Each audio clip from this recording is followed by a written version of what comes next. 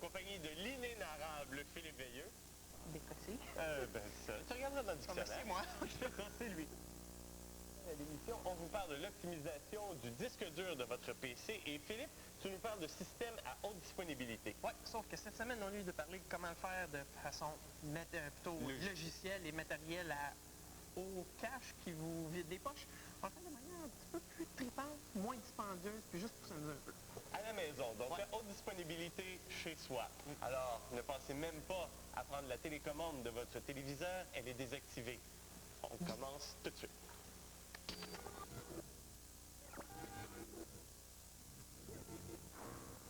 Dans la rubrique Les indispensables cette semaine, un véritable indispensable gratuit, TweakUI pour Puis en Windows. plus de ça, TweakUI il est fait par Microsoft.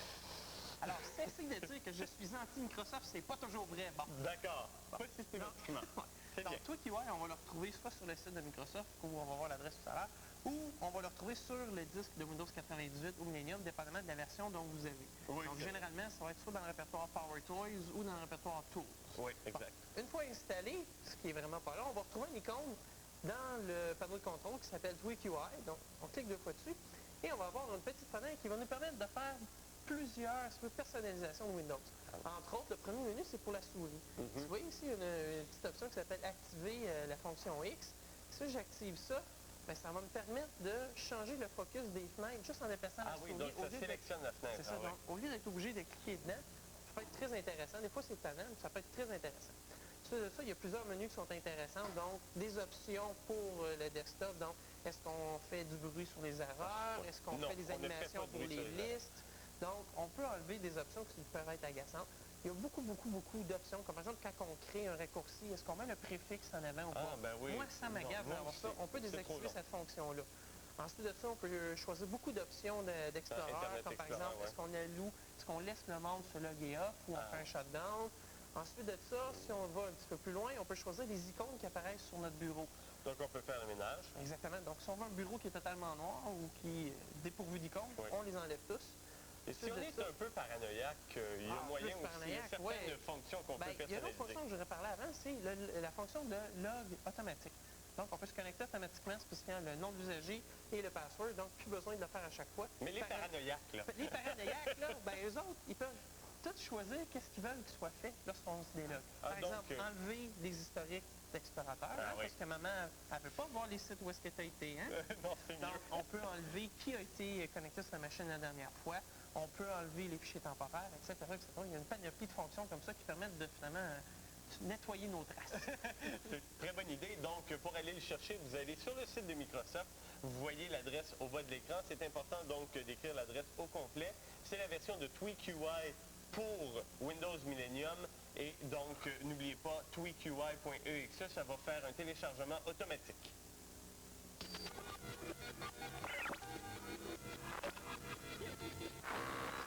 La haute disponibilité à la maison, mais Philippe, la haute disponibilité, c'est bien, mais ça coûte cher, oui, non? Ça coûte très, très cher. On en avait parlé plus tôt l'année dernière avec un Enterprise 3500 de Sun, une machine, 250 000 on avait beaucoup dit. de milliers de dollars. Mais il y a possibilité de s'amuser, de faire des affaires, tu sais, pas trop chères, puis des affaires triper un petit peu. Oui, puis ça peut être aussi, en plus d'être trippant, c'est aussi utile dans la mesure où, par exemple, on peut héberger un site web à la maison, puis sans vouloir donner non plus un service critique. C'est sûr. Alors, on n'aura pas un taux de service à 99,999% du 5.9 ou du 7.9, mais moins, c'est quand même pas pire pareil. On peut donner un bon service assez fiable. Bon, c'est sûr que vous pouvez le faire avec des PC. Oui. Mais qui roulent Linux, oui, c'est le fun. Mais tu sais, des PC, c'est des PC. Je vais quoi de plus trippant. Donc, qu'est-ce que tu fais? C'est que tu vas te chercher du matériel usagé, comme par exemple cette boîte-là, qui est un Spark 20. Une vieille boîte de Sun, une vieille boîte à pizza. Bon, ça, c'est bien le fun. C'est pas trop gros. C'est quand même relativement pesant aussi. Ça fait des bons appuis-livres. Et qu'est-ce qui est le fun aussi, c'est que pour une somme pas trop chère, on peut se trouver une machine qui, comme celle-là, a 3 cartes de réseau dedans. Bon, c'est quand même pas trop pire. Donc, la première affaire que moi je veux faire quand je veux bâtir une grappe à la maison, je veux la sécuriser, ma grappe. Pour ça que ce ne soit pas n'importe qui aille bisouner sur mon site web. Naturellement. Donc, qu'est-ce que je vais faire? C'est que je vais me faire un firewall. Un coupe-feu. Bon, un coupe-feu. Donc, on va réserver pas juste une machine, hein? Si ma petite sœur a tiré sa plug. Oui. Donc, on va prendre deux machines. Bon, ça c'est bien beau. On ne les connectera pas tout de suite, on va mettre toutes nos machines avant. D'accord. Fait que là, j'ai deux machines, deux Spark 20 avec un disque dur d'un gig chaque, la mémoire 128 MB. C'est pas gros comme machine, sauf que c'est suffisant pour faire des firewalls. C'est ça, Et exactement. qu'est-ce qu'on va pouvoir faire? Ben là, on peut aller chercher des versions plutôt d'essais de Stonebeat ou de Legato. C'est un petit peu hot, par exemple, qui est cher si vous voulez les installer, mais Oui, il y a une moyen vraie de faire des graphes pas trop dispendieuses, ou même de vous faire des scripts pour le faire. Oui, voilà. Là, j'ai deux machines pour faire mes bastions, là, Là, pour ça faire prend le un serveur serveur, web. oui. Donc, ça, on prend des machines un petit peu moins grosses. Ça, c'est des Spark 10. Donc, machines un petit peu moins dispendieuses, beaucoup plus vieilles, mais encore une fois, très utiles. Bon, où est-ce que vous pouvez retrouver ces machines-là pendant que j'y place? On peut les retrouver sur ebay.com.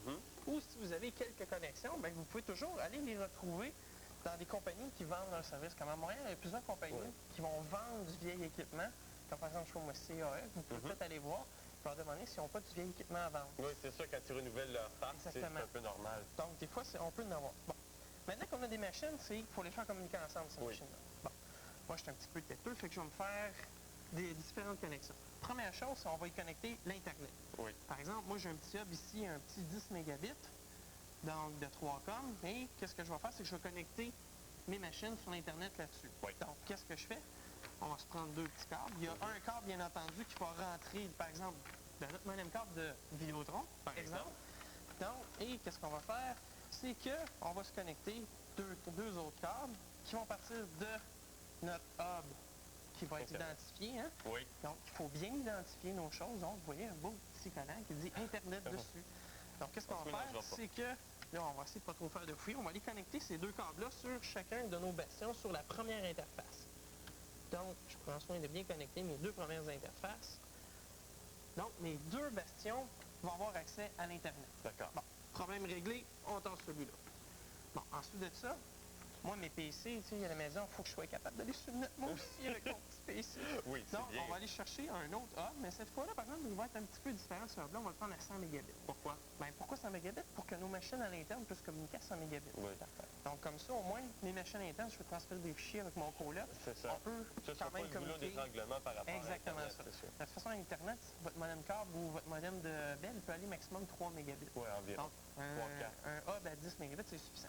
Donc, encore une fois, on va venir se connecter deux autres petits câbles qui vont aller jusqu'à nos machines.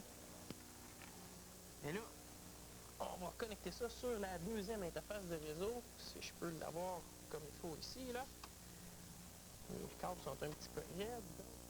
Et là, si vous voulez, on peut déconnecter sur les mêmes interfaces pour vos machines se configurer pareil. Oui. Donc là, on a un autre hub pour notre réseau local. Bon, là, ici, il m'en manque un. Pour les bénéfices de la cause, on va dire que lui est connecté, que mes machines sont connectées Sur dessus. tes autres PC. On va déconnecter ça. Ouais. Puis là, bon. Là, il en manque un hub, c'est pour ce qu'on appelle le DMZ, si vous voulez, la zone démilitarisée, sur laquelle on va justement brancher nos serveurs web. Bon, là, ça devient un petit peu plus compliqué. Donc, on va se prendre, encore une fois, deux autres câbles qu'on va connecter aussi sur notre hub, encore une fois, et sur les deux interfaces restantes de notre firewall ou de nos bastions. Donc, tout se fait évidemment en double, hein? Oui, c'est ça. Donc, on double tout le temps nos connexions. Donc là, nos bastions dans le bas, on commence à avoir pas mal de câbles branchés dessus. Bon, maintenant qu'on a notre hub qui est branché sur notre DMZ, qu'on va appeler, il va falloir aussi le connecter sur nos deux petits serveurs web. Ça s'en vient. Donc, moi, qu'est-ce que j'aime bien faire, c'est d'habitude d'identifier les couleurs. Je n'avais pas assez de couleurs ce matin, mais généralement, je répète par exemple la couleur jaune pour aller sur Internet, Par exemple. la couleur jaune pour mon LAN à l'interne, puis par exemple rouge pour qu'est-ce qui va sur le DMZ. Bon, donc je vais aller brancher tout de suite mes deux petits serveurs web. Blablabla. Et là, je viens les connecter dans mon petit hub ici. Et voilà. Donc, on a déjà toute notre architecture. Bon. Il manque quelques petits morceaux là-dedans. Tantôt, vous avez vu, je n'ai pas connecté de courant dessus. Donc, il faudrait s'assurer d'avoir un UPS. Absolument. Parce que ces petites boîtes-là, quand ils tombent, bien souvent, les Sun ou toutes les machines Linux, finalement, lorsqu'on enlève le courant, il y a des gros risques de briser notre disque dur. OK. Bon. Ces machines-là, lorsque vous allez les retrouver, souvent, ce ne sera pas des gros disques durs. Quand, par exemple, les serveurs web, ils ont juste 1 gig de disque dur. Okay. Ça ne fait pas beaucoup pour une bête. Pour une page web personnelle, ça peut être suffisant. Sauf que c'est très facile, étant donné qu'il y a déjà un passe-quasi à l'arrière, de se trouver un vieux shoebox, une boîte à souliers, qu'un vieux disque dur ou 2-3 disques durs, peut-être de 200 MB, ou encore, on peut aller chercher un sur le marché, un 30 GB, assez facilement. Donc, votre disque dur risque de coûter plus cher qu'à votre vieille boîte que vous allez retrouver. Donc, on peut les brancher de façon externe très, très, très facilement. C'est ça. Juste en terminant, Philippe, là, on parle de Comment quel ça prix? coûte? Exactement. Les Sparkman, comme on l'a expliqué tout à l'heure, là, si on les déplace un peu pour les montrer. Donc, un Spark 20, on peut retrouver ça sur le marché pour à peu près 700 un Spark 20 usagé. Sur eBay. Oui, sur eBay, là. Donc, 700 canadiens. OK, c'est quand même Donc, raisonnable. avec ça, on peut s'assurer d'avoir à peu près 128 MB de disque dur, 128 MB de mémoire ou 1 ou 2 GB de disque dur.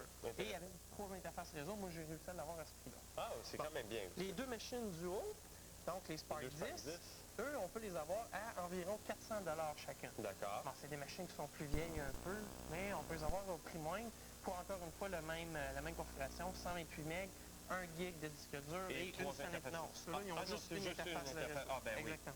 Bon. Si on parle de celui à 100 mégabits, comme celui-là, on peut en trouver en magasin, comme par exemple chez Microbyte, pour un prix ça s'inclut. Et celui à 10 mégabits de 3 com, encore une fois chez Microbyte, on peut le retrouver pour... Celui-là.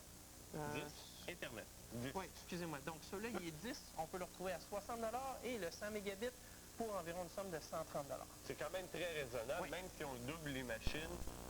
2 fois quand même 700, pas 2 trop fois cher. 400, c'est quand même assez raisonnable. On est assez loin du 250 000 Oui, là. exactement. Donc vous pouvez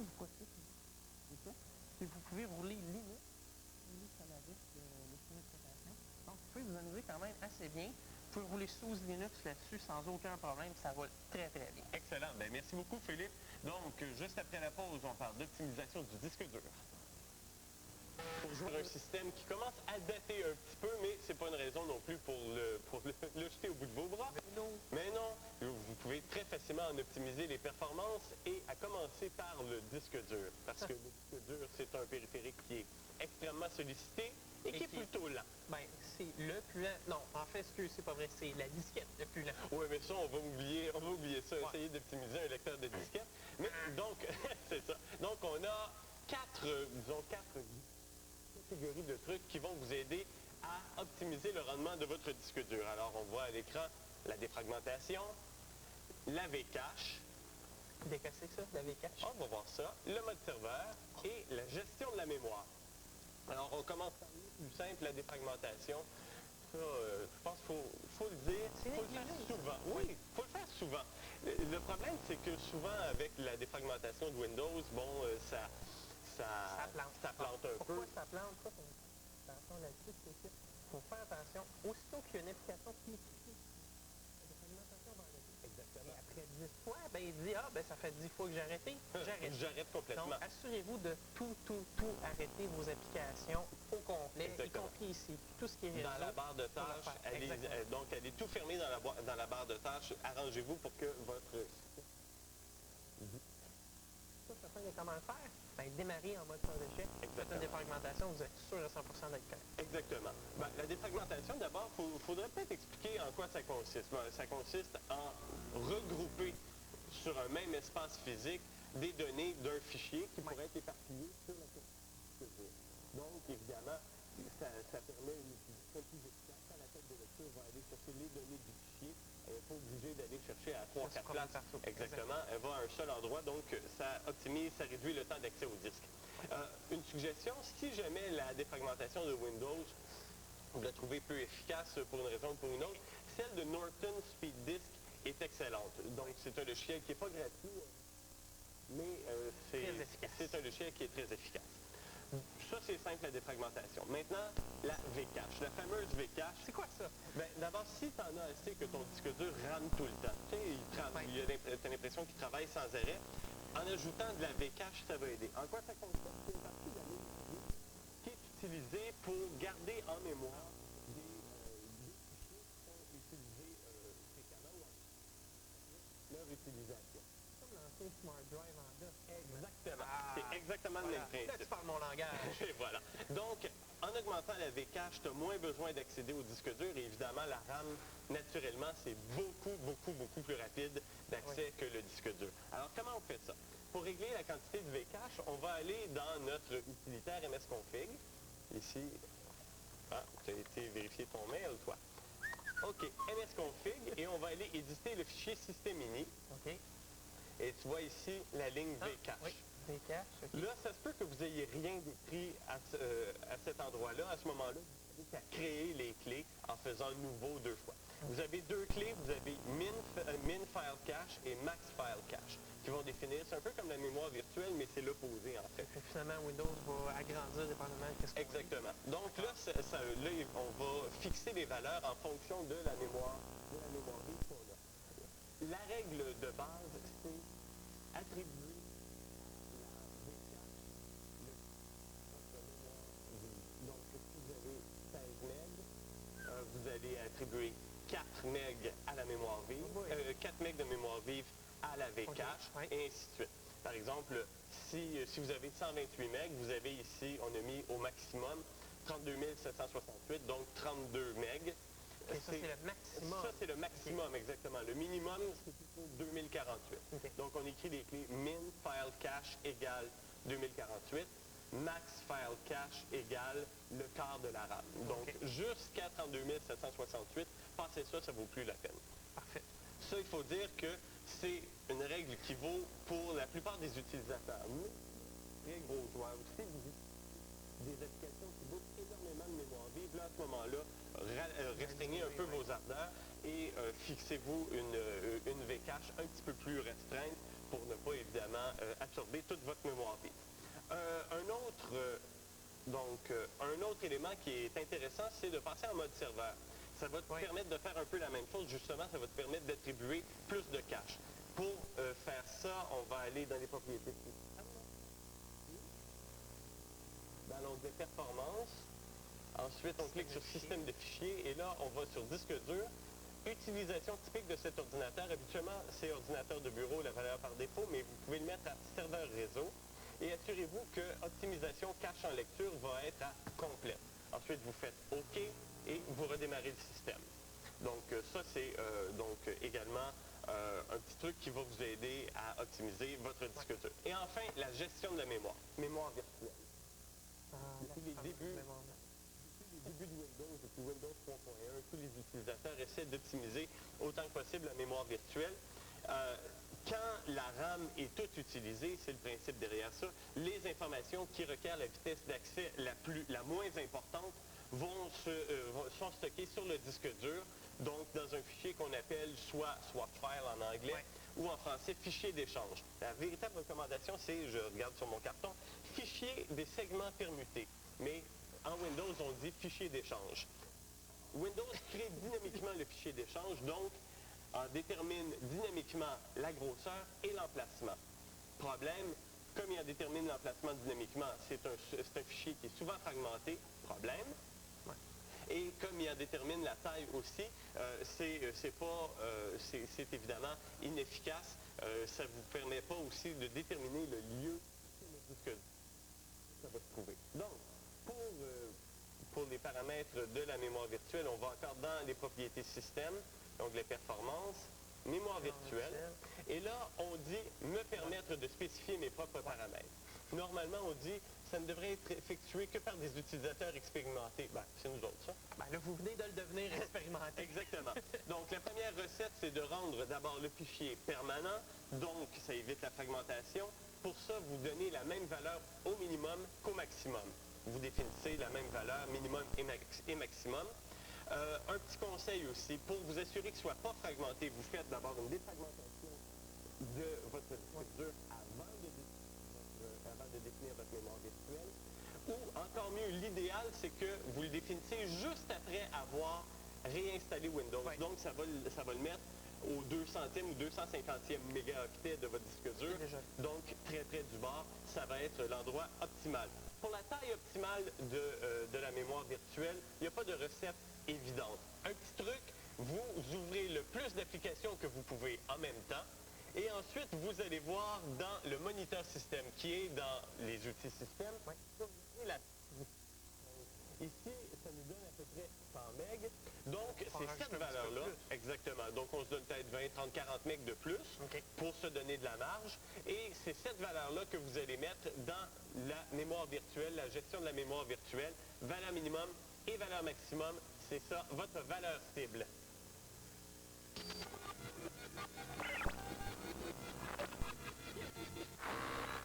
Dans la rubrique trouvailles, œufs de Pâques, utilitaire, les deux. Alors, on vous donne les deux. On vous donne de l'utile et on vous donne de l'inutile. On commence par quoi?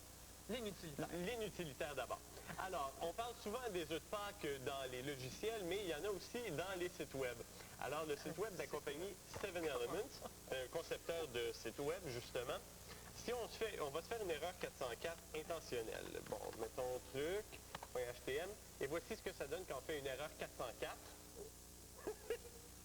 Un faux écran bleu de la barre et on attend 2 secondes et on voit une vraie page 404. Mais attention, si on clique sur le petit point ici, ça nous donne le plan d'affaires de la compagnie 7Elements. Première étape. Tout un plan d'affaires. Oui, première étape. Over the world.